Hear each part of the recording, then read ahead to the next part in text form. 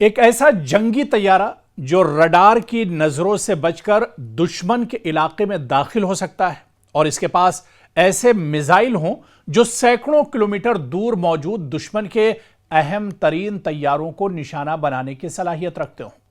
रूस अब भारत को सिर्फ एक स्टील्थ फाइटर फरोख्त करने की कोशिश नहीं कर रहा है, बल्कि एक ऐसा मुकम्मल जंगी पैकेज पेश करने की बात सामने आई है जिसमें तैयारी के साथ जदीद मिसाइल, टेक्नोलॉजी ट्रांसफर और भारत में पैदावार तक शामिल है।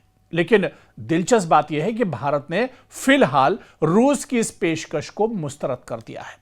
आखिर रूस Su-57 के लिए इतना बड़ा पैकेज भारत को क्यों देना चाहता है, और अगर यह तैयारा भारत को मिल जाए तो चीन और पाकिस्तान के खिलाफ इसकी फजाई ताकत पर क्या असर पड़ सकता है। दरअसल इसे तफसील से समझना होगा, क्योंकि सबसे पहले हमें यह समझना होगा कि Su-57 तैयारे की खासियत क्या है, क्योंकि रूस का Su-57 पांचवी नस्ल का स्टील्थ मल्टी रोल फाइटर है और इसका बुनियादी मकसद सिर्फ फजाई लड़ाई नहीं बल्कि दुश्मन के अहम टारगेट के खिलाफ तवील डिस्टेंस की कार्रवाई, फजाई बरतरी और जदीद सेंसर्स और हथियारों के जरिए जंगी मैदान में बरतरी हासिल करना है।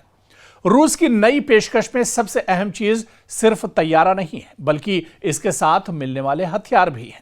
रिपोर्ट के मुताबिक इस पैकेज में KH-69 स्टील्थ क्रूज मिसाइल भी शामिल है, जिसकी रेंज तकरीबन 290 किलोमीटर बताई गई है।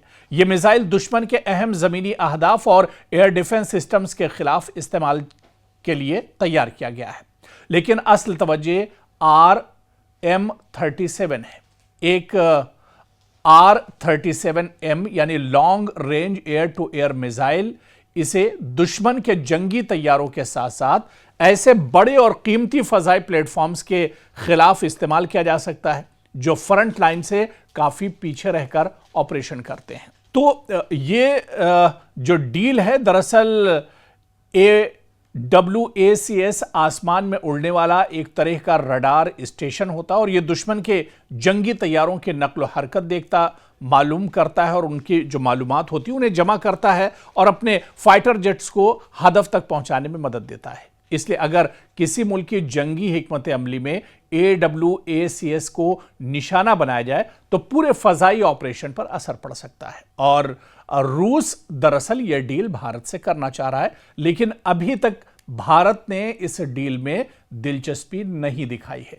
आखिर इसकी वजह क्या कुछ है, या भारत रूस के साथ आखिर यह डील क्यों नहीं करना चाह रहा है? क्योंकि रूस एक एटमी हथियारों का जो जंगी तैयारे हैं उनका एक पूरा पैकेज भारत को देना चाहता है और इसकी वजह से भारत की फजाइया जो है वो भी काफ़ी मजबूत हो जाएगी और भारत की फौज को, यहाँ के आर्मी को एक बड़ा सपोर्ट, एक बड़ा इंफ्रास्ट्रक्चर भी इस पैकेज से मिल सकता है। लेकिन भारत आखिर इस पेशरफ्त को ठुकरा क्यों रहा है या इस पर एक तरह से राजी क्यों नहीं हो रहा है, ये दरअसल बहुत अहम बात है।